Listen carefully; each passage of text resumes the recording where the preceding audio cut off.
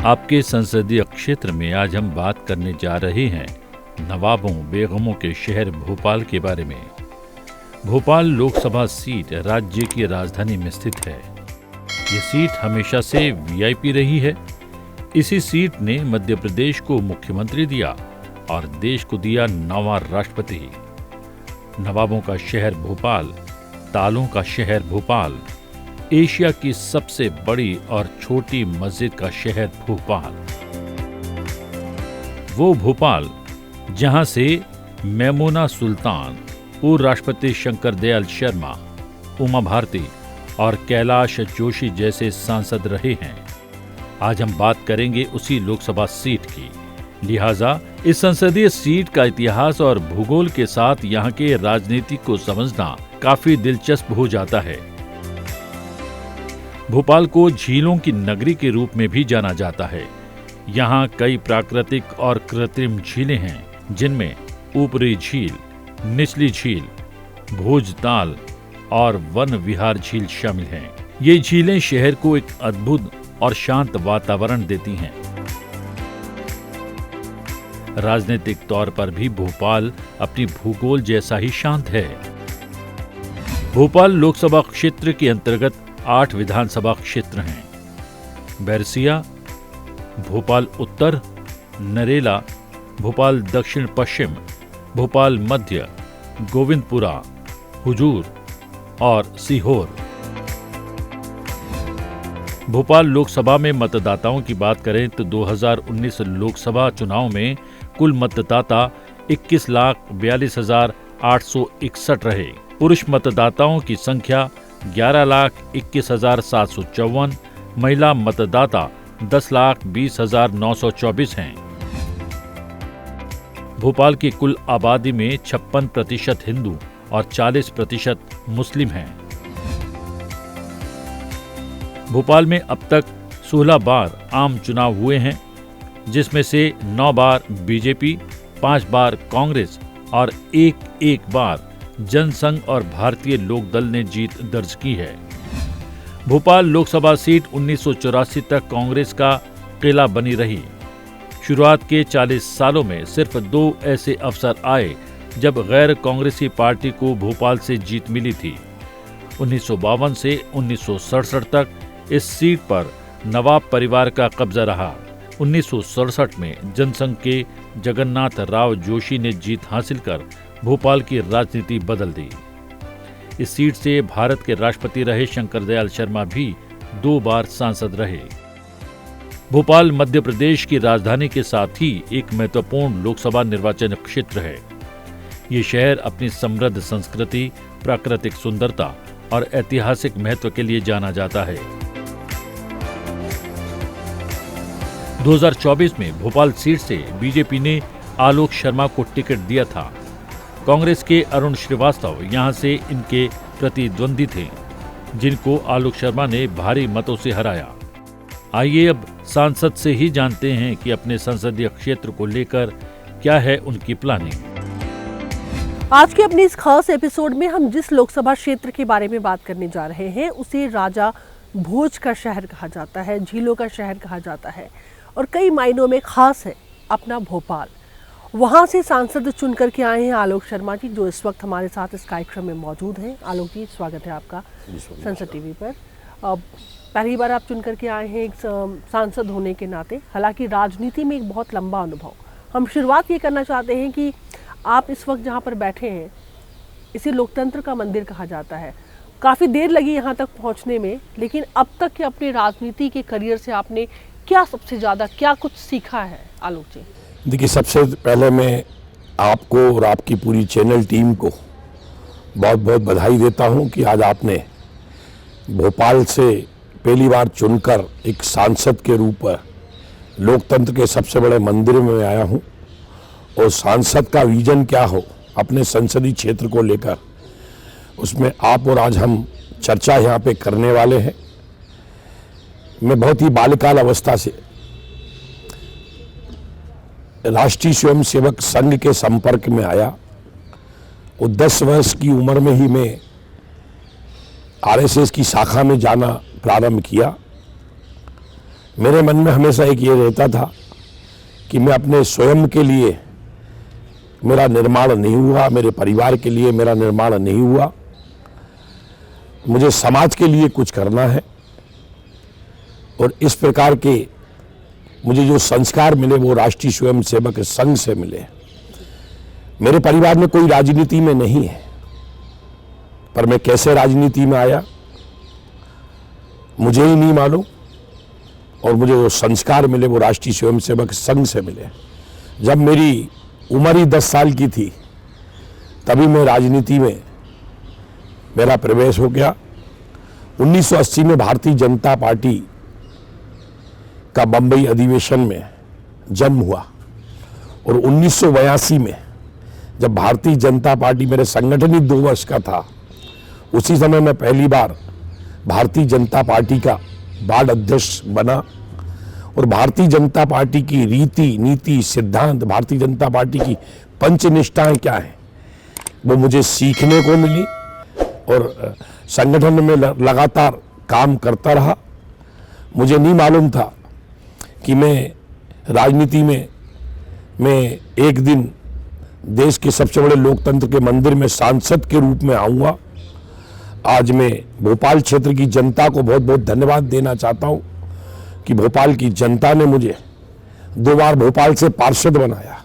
भोपाल की जनता ने मुझे 1 लाख से अधिक वोटों से भोपाल का महापौर बनाया।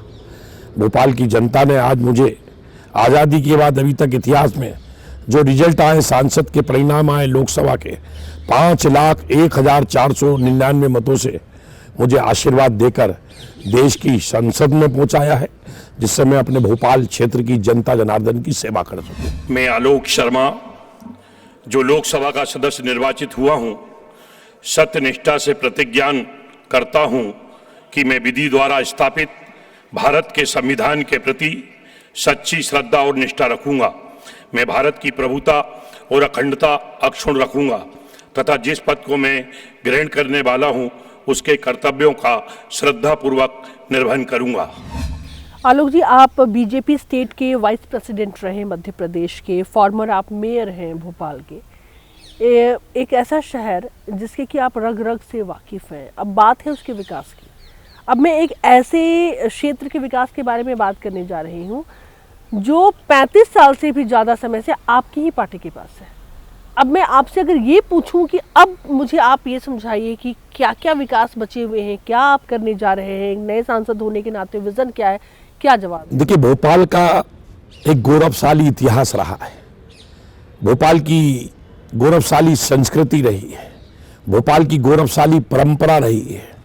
भोपाल आज का भोपाल नहीं है, 1000 साल का गौरवशाली इतिहास रहा है। ये बात आपने ठीक कही कि लंबे समय से भोपाल में, मध्य प्रदेश में भारतीय जनता पार्टी की सरकार है। अगर हम राजनीति में आए हैं तो हम चाहते हैं कि हमने पार्षद के रूप में भी काम किया। जब पार्षद के रूप में हमने काम करना प्रारंभ किया, वो पहले हमारे लिए जो नगर निगम थी वो हमारे एक जनप्रतिनिधि के रूप में एक प्राथमिक प्राइमरी पाठशाला थी। सड़क, बिजली, पानी, स्ट्रीट लाइट, सीवेज, उसकी समस्याओं का कैसे निराकरण करें और किस प्रकार से फाइल बनती है, किस प्रकार से प्रशासनिक रूप से संवाद होता है, उसको हमने पार्षद के रूप में हमने काम किया, काम को सीखने का काम किया। फिर इसके बाद मुझे पार्टी संगठन ने 2 बार विधानसभा का भी चुनाव लड़ाया। परंतु हमारा पुराना भोपाल है, वो पुराना भोपाल की जो डेमोग्राफी है, आज आज़ादी के लगभग 75 साल से अधिक का समय हो रहा है। वहाँ का चुनाव कांग्रेस की गलत नीतियों के कारण, वहाँ का चुनाव मेजॉरिटी और माइनॉरिटी का चुनाव हो गया। वहाँ का चुनाव कभी डेवलपमेंट को लेकर नहीं हुआ, वहाँ का चुनाव कभी विकास को लेकर नहीं हुआ। पर भोपाल की जनता ने मुझे 2015 में 1 लाख से अधिक मतों से भोपाल का महापौर बनाया। और महापौर बनकर जो मैंने भोपाल की जनता की सेवा करी, भोपाल की जनता बेहतरीन इसको बता सकती है। मैं अपने बारे में, खुद के स्वयं के काम के बारे में आकलन नहीं कर सकता। आज अगर हमारा भोपाल स्मार्ट सिटी बना है, हमारा भोपाल हेरिटेज सिटी बना है, हमारा भोपाल डिजिटल सिटी बना है, हमारा भोपाल ग्लोबल सिटी बना है, हमारा भोपाल मेट्रो सिटी अगर बनने जा रहा है तो कहीं ना कहीं भारतीय जनता पार्टी की सरकार में ही बना है। अगर आज भोपाल में मेट्रो ट्रेन आई है तो भारतीय जनता पार्टी की सरकार में आई है। अगर आज भोपाल में बड़े बड़े फ्लाईओवर बने हैं तो भारतीय जनता पार्टी की सरकार में बने हैं।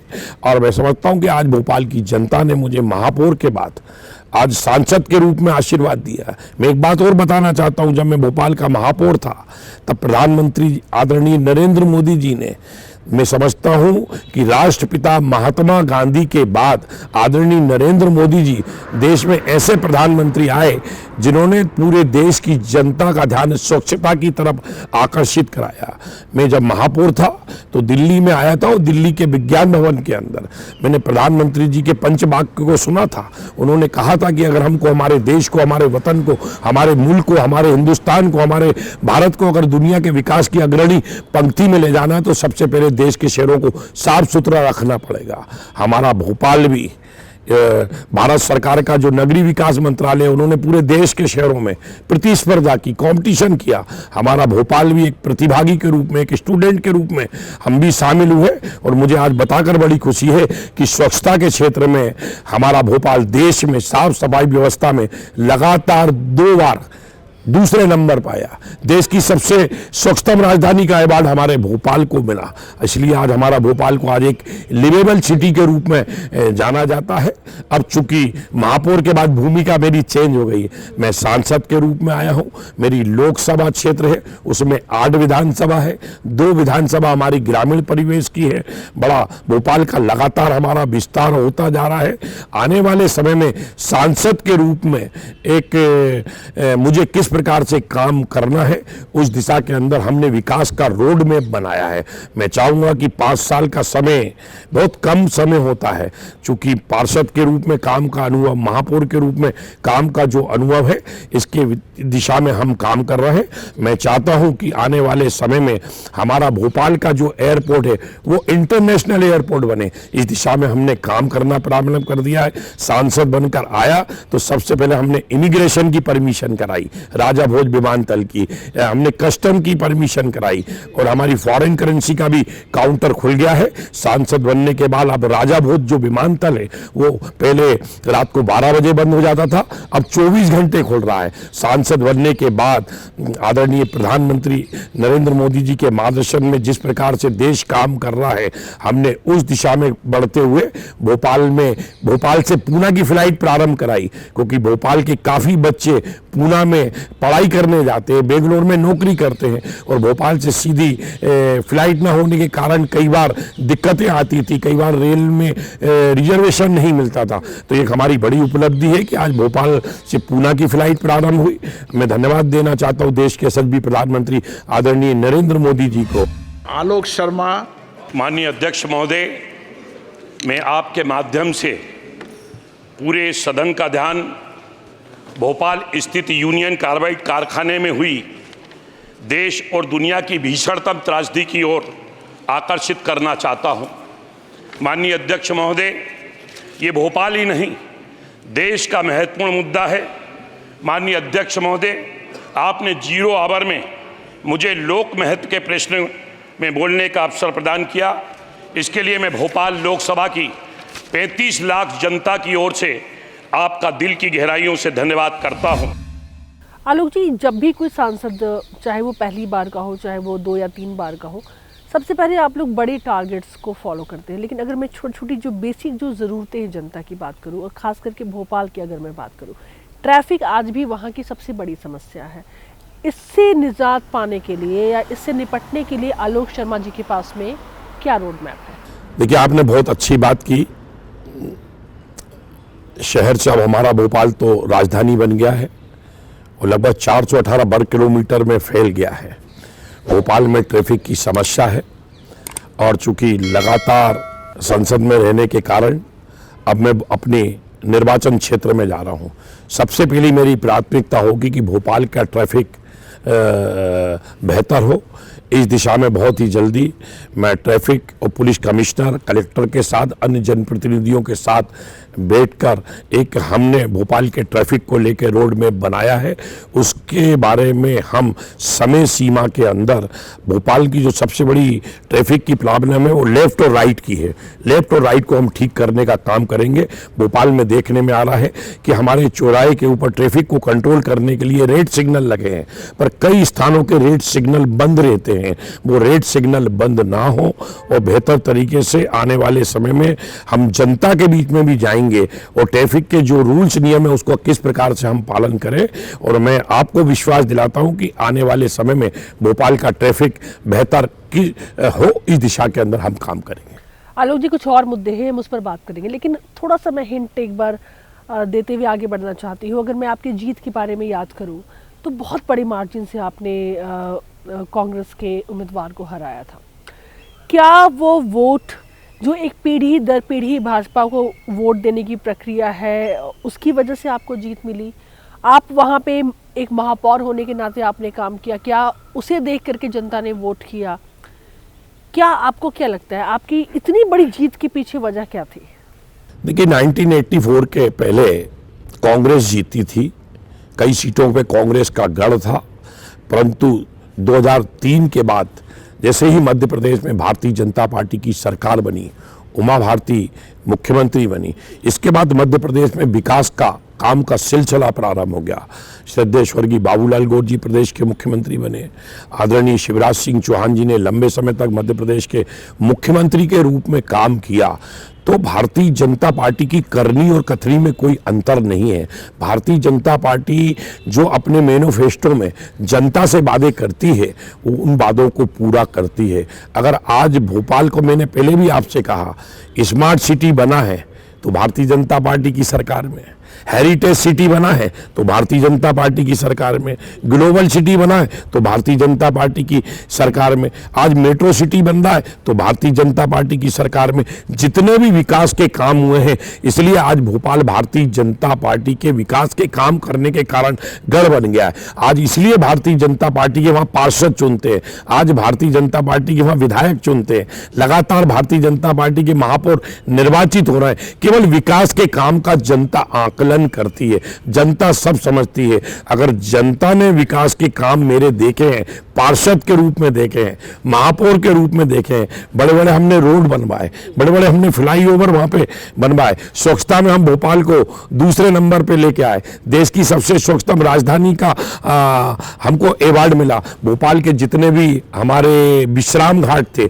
उनके करोड़ों रुपए का उन्नयन का काम कराया। ये कहीं ना कहीं भारतीय जनता पार्टी के पक्ष में जनता जाती है कि अगर इस शहर का डेवलपमेंट अगर किसी ने किया है तो केवल भारतीय जनता पार्टी की सरकार ने किया है। इसके कारण आज भारतीय जनता पार्टी के साथ भोपाल की जनता है। और अभी तक आज़ादी के बाद जितने भी लोकसभा के चुनाव हुए उसमें सर्वाधिक मतों से मैं चूंकि भोपाल का बेटा हूं, भोपाल में मेरा जन्म हुआ है, भोपाल की गलियों में खेल कूद करके मैं बड़ा हुआ हूं, भोपाल की जनता मेरा आचरण, मेरा व्यवहार, मेरी कार्य प्रणाली, मेरी कार्य पद्धति को जानती है। इसलिए भोपाल की जनता ने मुझे 5,01,499 मतों से आशीर्वाद देकर देश की सबसे बड़े लोकतंत्र के मंदिर में यहाँ पे मुझे पहुंचाया है। और भोपाल की जनता ने पार्षद के रूप में, महापौर के रूप में, सांसद के रूप में जो कर्जा मेरे ऊपर चढ़ाया, अब समय आ गया कि मैं भोपाल की जनता का कर्जा उतारूं विकास के काम करके, जिससे कि आने वाले समय के अंदर भारतीय जनता पार्टी का पुनः भोपाल से कमल खिले। आलोक जी, विकास तब तक संभव नहीं है जब तक कि वहाँ के लोगों को रोजगार न मिले।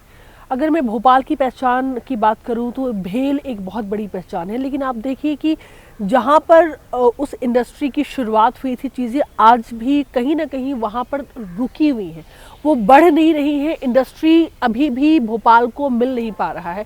क्या इस तरफ भी आपका कोई विजन है? देखिए, भारत हेवी इलेक्ट्रिकल्स भोपाल की हमारी सेंट्रल गवर्नमेंट की बहुत बड़ा उपक्रम है। इस दिशा में भी हमने काम कर रहे हैं। सबसे पहले भारत हेवी इलेक्ट्रिकल्स की कितने एकड़ जमीन है उसका भी हमने सर्वे कराया है। और आने वाले समय के अंदर हमारी जो नई पीढ़ी आ रही है उनके मन में नए नए इनोवेटिव आइडिया आ रहे हैं, उसके लिए बेहतर हम रोजगार की दिशा में क्या काम कर सकते हैं। तो वो भोपाल के नौजवानों को रोजगार देने के लिए मैं समझता हूँ कि भारत हेवी इलेक्ट्रिकल्स की जो ज़मीन है इसके ऊपर हम कुछ काम कर रहे हैं, कुछ DPR बनाए हैं और आने वाले समय में उचित फोरम पर रखकर उद्योग मंत्रालय के साथ प्रदेश की सरकार के साथ समन्वय बनाकर हम काम करेंगे, जिससे कि आने वाले समय के अंदर भोपाल के युवाओं को रोजगार मिले।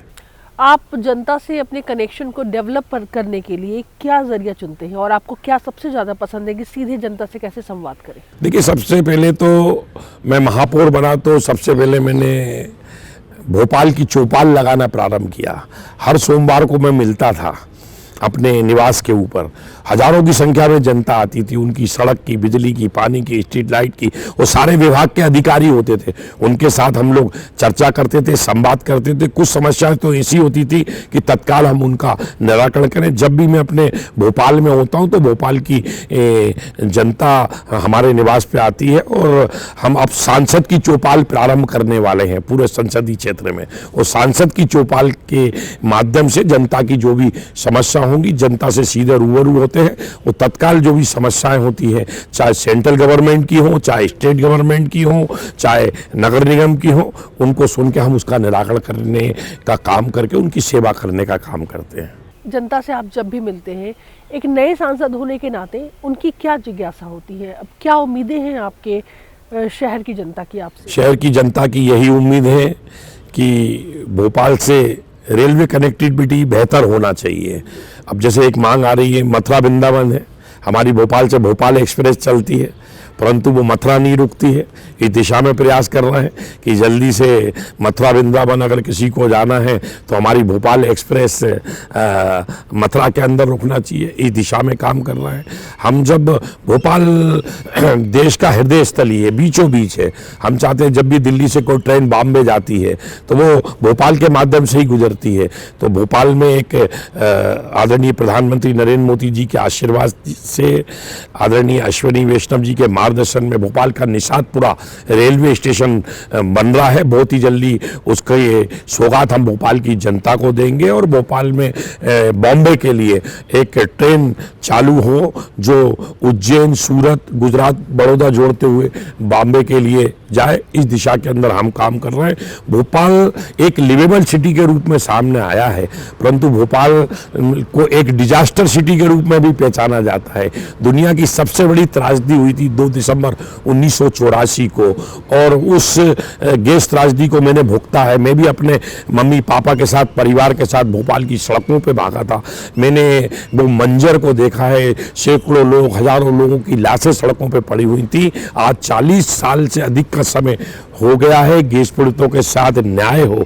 मैं चूंकि गैस पीड़ित हूँ, इसलिए मैं गैस पीड़ितों की भावनाओं को बहुत बेहतर तरीके से समझता हूँ। मैं धन्यवाद देना चाहता हूँ देश के यशस्वी प्रधानमंत्री आदरणीय नरेंद्र मोदी जी को और हमारे पर्यावरण जलवायु मंत्री आदरणीय भूपेंद्र यादव जी को, जिन्होंने भोपाल से यूनियन कार्बाइड का जो कचरा है, जो मीथेन है, उसको वैज्ञानिक तरीके से उसके निष्पादन के लिए 126 करोड़ रुपए हमको उपलब्ध कराए हैं। इसके टेंडर भी हो गए हैं, कंपनी से MOU साइन भी हो गए हैं, हाई कोर्ट, सुप्रीम कोर्ट का निर्णय भी आ गया है। बहुत ही जल्दी हम 1 महीने से भोपाल से यूनियन कार्बाइड का जो पूरा कचरा है उसको वैज्ञानिक तरीके से उसका निष्पादन करके हम वहाँ पे एक स्मारक बनाएंगे और एक थिएटर भी बनाएंगे, और इस प्रकार के वहाँ पे हम लेके आएंगे कई चीज़ों को कि आने वाले समय में दुनिया के अंदर कहीं पे भी डिजास्टर इस प्रकार का कोई शहर नहीं बने, इस प्रकार की त्रासदी कहीं ना हो। उस दिशा के अंदर हम काम करके भोपाल की जनता की सेवा करेंगे।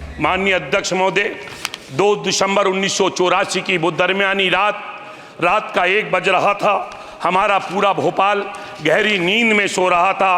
अचानक लोगों को बिस्तर में खांसी चलने लगी, आंखों में चलने लगी। माननीय अध्यक्ष महोदय, मैं बताना चाहता हूं कि इसके अंदर हमारे कई हजारों लाखों लोग मौत के आगोश में सोए हुए थे और उस मौत के मंजर को मैंने भी अपने आंखों से देखा है। माननीय अध्यक्ष महोदय, आज मैं सदन के सदस्य के रूप में आपके सामने ये बात रख रहा हूं कि इस भीषणतम त्रासदी को आज लगभग 40 वर्ष हो गए हैं, लेकिन आज भी वहाँ पे मौजूदा जहरीला कचरे का निष्पादन नहीं हो पाया है। थोड़ी देर पहले आपने अपनी बातों में कहा कि 5 साल विकास के लिए थोड़ा कम है एक सांसद होने के नाते, लेकिन अगर मैं आपसे 3 मुद्दे जानना चाहूँ जो इन 5 सालों में आपने तय कर लिया है, या फिर उससे भी ज़्यादा अगर आप बताना चाहें कि जनता के लिए मुझे ये तो करना ही है। देखिए, मैंने पहले भी कहा, भोपाल लोकसभा में 8 विधानसभा है, 6 विधानसभा शहर में आती है, 2 विधानसभा हमारी ग्रामीण परिवेश की है, जिसमें सीहोर जिले की एक सीहोर विधानसभा है।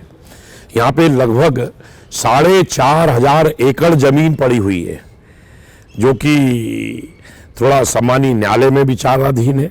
मैं चाहूँगा समय सीमा में उसका निराकरण हो जाए, और जब 4,500 एकड़ जमीन अगर मुक्त होगी तो वहाँ पे 4,500 एकड़ जमीन के अंदर अगर हम उद्योग लाएंगे तो भोपाल एक औद्योगिक शहर के रूप में भी विकसित होगा, और भोपाल के संसदीय क्षेत्र के नौजवानों को रोजगार भी मिलेगा। ये मेरी पहली प्राथमिकता है। दूसरी मेरी प्राथमिकता है कि भोपाल के अंदर बड़े बड़े फ्लाईओवर बनना चाहिए, क्योंकि आज भोपाल में मेट्रो ट्रेन तो आ गई है, परंतु आज एक स्थान से दूसरे स्थान जाने के लिए कहीं ना कहीं ट्रैफिक जाम की स्थिति होती है। और कई बार हम ट्रैफिक के बेहतर हो इस दिशा में भी काम करेंगे, पर हम इसके लिए एक विकास का रोड मैप बनाएं कि आने वाले समय में हमारे भोपाल में अगर बेहतर फ्लाईओवर बनेंगे तो हम ट्रैफिक प्रबंधन को बेहतर तरीके से कर सकते हैं। ये हमारी दूसरी प्राथमिकता है। तीसरी प्राथमिकता है कि हमारा भोपाल इंटरनेशनल एयरपोर्ट, जिसमें हमने इमिग्रेशन कस्टम की परमिशन कराई है, जिससे कि आने वाले समय में हम भोपाल सिंगापुर, भोपाल दुबई, इसकी फ्लाइटें भोपाल से प्रारंभ होंगी। जब भोपाल देश और दुनिया से लड़ेगा तो भोपाल में टूरिज्म की काफ़ी संभावना है, क्योंकि भोपाल एक खूबसूरत शहर है, ताल तलैयों का शहर है। भोपाल का बड़ा तालाब, भोपाल का छोटा तालाब, भोपाल का नवाब सिद्दीक हसन साहब का तालाब, भोपाल का लेंडिया तालाब, भोपाल का शाहपुरा तालाब, इस शहर की लाइफ लाइन है, इस शहर के प्राण है। इसको सजाना, इसको संवारना, इसको सुरक्षित करना हमारी जिम्मेदारी। इस दिशा के अंदर भी हम लोग एक कार्य योजना बनाकर काम करेंगे। आखिर में नए सांसदों के लिए क्या मैसेज रहता है प्रधानमंत्री का? क्या विजन उन्होंने अपना रखा है और क्या सलाह आप लोगों को दी है? आदरणीय प्रधानमंत्री नरेंद्र मोदी जी हमारे भारतीय जनता पार्टी के वरिष्ठ नेता हैं, कुशल संगठक हैं। और जब मैं छोटा था, जब मैं युवा मोर्चे में काम करता था, तो एक बात बताना चाहता हूँ, हमारा सब युवा लीडरशिप का बम्बई के अंदर रामभाऊ मालगी प्रबोधनी में हम लोगों का ट्रेनिंग हुआ था, प्रशिक्षण हुआ था, और उसमें एक सत्र में आदरणीय नरेंद्र मोदी जी का भी मार्गदर्शन हमको मिला था। और वो पंचवाक्य आज भी मेरी डायरी में लिखी है। उन्होंने कहा था कि लीडरशिप एक अलग प्रकार की गुण संपदा है, ये बाजार में मेडिकल की दुकान पे कैप्सूल के रूप में नहीं मिलती है कि एक कैप्सूल खा लो और आप लीडर बन जाओ। इसके लिए मेहनत करना पड़ता है, इसके लिए अच्छा परिश्रम करना पड़ता है। उस पंचवाक्य को लेकर हम काम करते हैं, और उसी पंचवाक्य के कारण आज मैं भोपाल का सांसद बन पाया हूं। प्रधानमंत्री आदरणीय मोदी जी हमेशा जो सबका साथ, सबका विकास की बात जो करते हैं, उस मूल मंत्र को लेकर हम काम कर रहे हैं। चूंकि अब हमने समाज सेवा करने का व्रत तो लिया है, तो कि एक व्रत केवल नामों में नहीं हो, इसको हमारे काम से, हमारे आचरण से, हमारे व्यवहार से, हमारी कार्य प्रणाली से, हमारी कार्य पद्धति से दिखना चाहिए। और प्रधानमंत्री आदरणीय नरेंद्र मोदी जी जो विकसित भारत के संकल्प को लेकर काम कर रहे हैं, उस दिशा के अंदर हम उस काम को आगे बढ़ाने का काम एक जनप्रतिनिधि के रूप में, एक सांसद के रूप में काम करेंगे। मैं देश के सबसे बड़े लोकतंत्र के मंदिर में आया हूँ। पहले मैं भोपाल में रहकर मैं मध्य प्रदेश ही दिखता था, आज अटक से लेकर कटक तक, कश्मीर से लेकर कन्याकुमारी तक क्या चल रहा है, किस प्रकार का डेवलपमेंट हो रहा है, हर दिन मुझे कुछ ना कुछ सीखने का को लोकतंत्र के सबसे बड़े मंदिर से मिल रहा है। मुझे उम्मीद ही नहीं, पूर्ण विश्वास है कि इस लोकतंत्र के मंदिर से मैं कुछ सीखूंगा और भोपाल की जनता के लिए बेहतर क्या कर पाऊंगा, इस दिशा के अंदर मैं काम करने का प्रयास करूंगा और भोपाल की जनता की सेवा करूंगा। भोपाल सीट के इतिहास में 1996 में हुए लोकसभा चुनाव में सर्वाधिक 45 उम्मीदवार मैदान में थे, जबकि 1977 में सबसे कम 3 प्रत्याशी ही मैदान में उतरे। भोपाल लोकसभा सीट पर वर्ष 2019 के लोकसभा चुनाव में उम्मीदवारों की संख्या 31 थी। हालांकि साल 2024 में 22 प्रत्याशी ही मैदान में उतरे।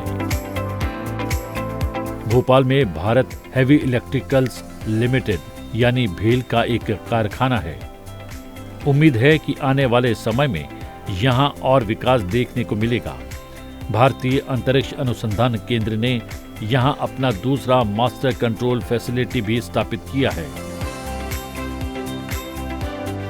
भोपाल में भारतीय वन प्रबंधन संस्थान भी है, जो भारत में वन प्रबंधन से जुड़ा एकमात्र संस्थान है। पर्यटन की दृष्टि से भी भोपाल का विशेष महत्व है। ये भारत के पसंदीदा पर्यटन स्थलों में से एक है।